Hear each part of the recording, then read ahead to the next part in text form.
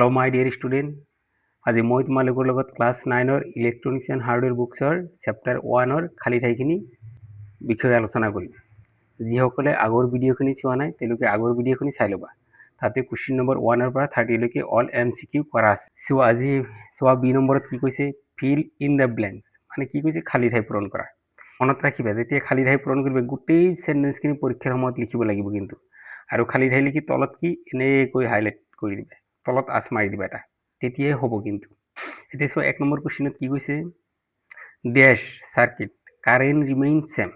Current কি হয় তোমার রিমেইন সেম থাকে, কি হয়ে থাকে তোমার, আর ভোল্টেজ কি হয় ডিভাইড।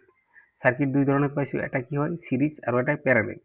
এটা কারেন্ট রিমেইন সেম, কারেন্ট কি হয় রিমেইন থাকে তোমার। আমি জানো তোমার সিরিজ সার্কিটত কি হয় তোমার কারেন্ট রিমেইন থাকে, একে থাকে তার মানে, আর কি হয় ভোল্টেজ তোমার ভাগ হয়ে যায়। এতিয়া হেল্পৰ কাৰণে চাব পাৰিবে সিৰিজ সাৰ্কিটত কাৰেন্ট একে থাকে আৰু ভোল্টেজ কি হয় তোমাৰ বিভিন্ন উপাদানত ভাগ হৈ যায়। এতিয়া যদি আমি সিৰিজ সাৰ্কিট চাওঁ কেনেকুৱা দেখাত তোমাৰ, এনেকুৱা ৰেজিষ্টেন্স থাকিব, এনেকুৱা তোমাৰ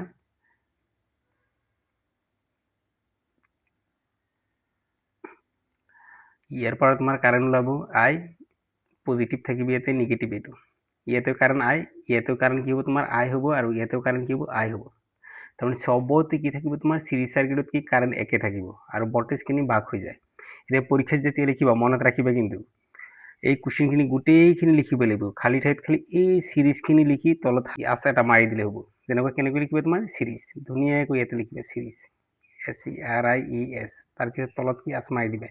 এই গোটেইখিনি সেন্টেন্স লিখিলেহে নম্বৰ পাবা, নহ'লে কিন্তু নম্বৰ নাপাবা। এতিয়া আমি ইম্পৰ্টেণ্ট পইণ্টখিনি হাইলাইট কৰিম। এতিয়া চোৱা, কাৰেন্ট ৰিমেইন সেম আৰু কি ভোল্টেজ ডিভাইড, আৰু এনসাৰ কি হ'ব তোমাৰ লিখি দিলে এনেকৈ হ'ব। এতিয়া হ'ম নেক্সট কুৱেশ্যন লৈ। নেক্সট কুৱেশ্যনত কি হৈছে চোৱা, কাৰেন্ট ডিভাইডেড, কাৰেন্ট কি হয় ডিভাইডেড আৰু কি ভোল্টেজ ৰিমেইন সেম। এইটো কি হ'ব তোমাৰ তাৰ অপোজিট সাৰ্কিট, প্যাৰালাল সাৰ্কিট। তোমাৰ এনসাৰ কি হ'ব তোমাৰ প্যাৰালাল সাৰ্কিট, কাৰণ প্যাৰালাল সাৰ্কিটত কি হয় বিভিন্ন আকাৰত কাৰেন্টবোৰ কি হয় ভাগ হৈ যায় আৰু কি হয় ভোল্টেজ একে থাকে। এতিয়া প্যাৰালাল সাৰ্কিট কেনেকুৱা চাই লোৱা, তোমাৰ এনেকুৱা দুটা ৰেজিস্ট্যান্স কানেকশন কৰি দিয়ে।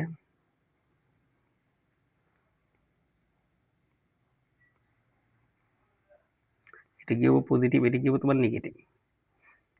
এতিয়া কাৰেন্ট কি ইয়াৰ পৰা ওলাব তোমাৰ পজিটিভৰ পৰা সদায় কাৰেন্ট ওলাই, আৰু এটা আহি তোমাৰ দুটা ভাগত ভাগ হৈ যাব, এটা হ'ল এইটো ভাগ আৰু এটা এইটো ভাগ। তেতিয়া কাৰেন্ট কি হ'ব তোমাৰ এইটো হ'ব I1, এইটো কি হ'ব তোমাৰ I2, আৰু গোটেইখিনি ভোল্টেজ কিন্তু একে থাকিব, ইয়ালৈকে কি হ'ব ভোল্টেজ বি থাকিব তোমাৰ।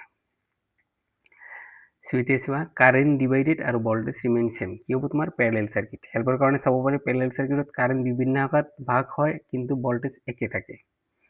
এতিয়া আমি ইম্পৰ্টেণ্ট পইণ্টখিনি হাইলাইট কৰিম। কাৰেন্ট ডিভাইডেড আৰু কি ভোল্টেজ ৰিমেইন সেম, কিহত থাকে তোমাৰ প্যারালালত। amount of dash in 1 second known as power, তার মানে কি কৈছে তোমাৰ ইয়াতে ফৰ্মুলা কি আছিলে তোমাৰ P equal to W/T, তাৰ মানে 1 সেকেন্ডত কৰা কাৰ্যৰ পৰিমাণক কি বুলি কোৱা হয় তোমাৰ পাৱাৰ বুলি কোৱা হয় তোমাৰ।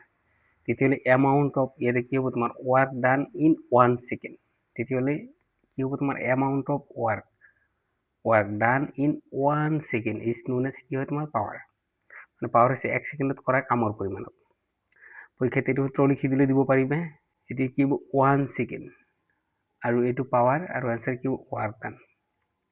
কুৱেশ্যন নম্বৰ 4 চোৱা, a component which is use close or break the circuit, তাৰ মানে খোলা আৰু বন্ধৰ কাৰণে কি কম্পোনেন্ট ব্যৱহাৰ কৰা হয় তোমাৰ সাৰ্কিট এটাত।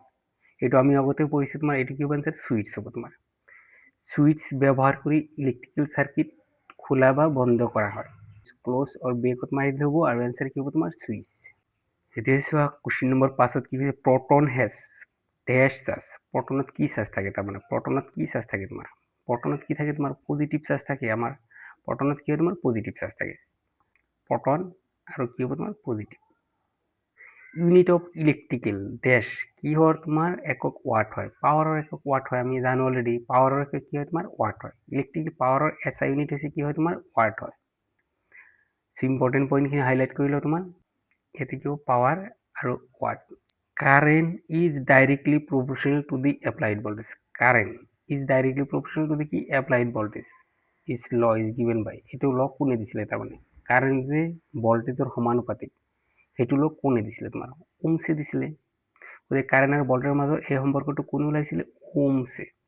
ওহমছ ল কি আছিলে অকণমান মনত পেলাওঁ আমি, I proportional B। এইটো ইকুৱেলটো কি হ'ব তোমাৰ? B ইকুৱেলটো কি আছিলে? IR। আৰটো কি হ'ব তোমাৰ? Constant. Current is directly proportional to the applied voltage. এইটো লগ কোনে দিছিলে? তোমাৰ ওহমছে দিছিলে।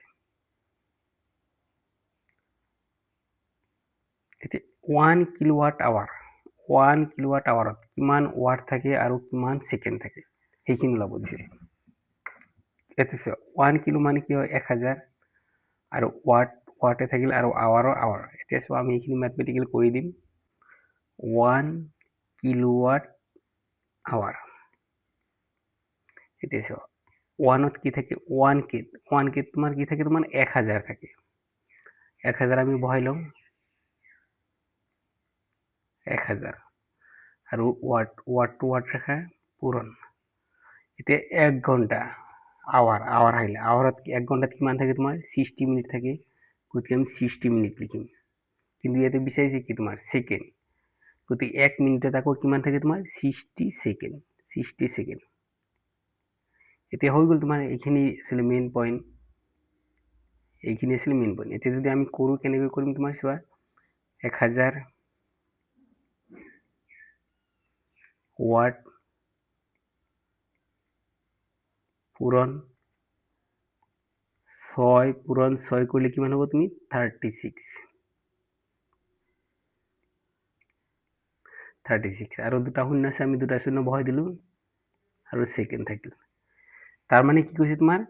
1 কিলোৱাটত কিমান ৱাট থাকে আৰু কিমান ছেকেণ্ড থাকে। 1 কিলোৱাটত কিমান থাকিব? 1000 ৱাট থাকিব আৰু 3600 ছেকেণ্ড থাকিব।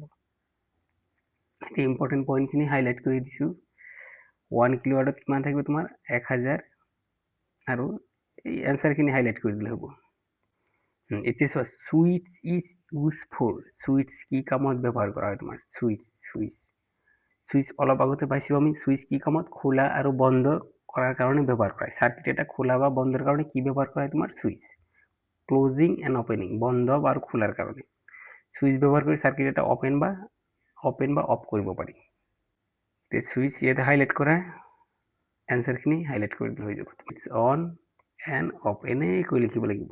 এতিয়া চোৱা, ইলেক্ট্ৰনত কি থাকে? তোমাৰ নিগেটিভ চাৰ্জ থাকে। প্ৰটনত পজিটিভ চাৰ্জ। চ' ইলেক্ট্ৰনত কি থাকিব? নিগেটিভ চাৰ্জ থাকিব আৰু নিউট্ৰনত কোনো ধৰণৰ চাৰ্জ নাথাকে। এইখিনি হাইলাইট কৰা আৰু এইখিনি হাইলাইট কৰা।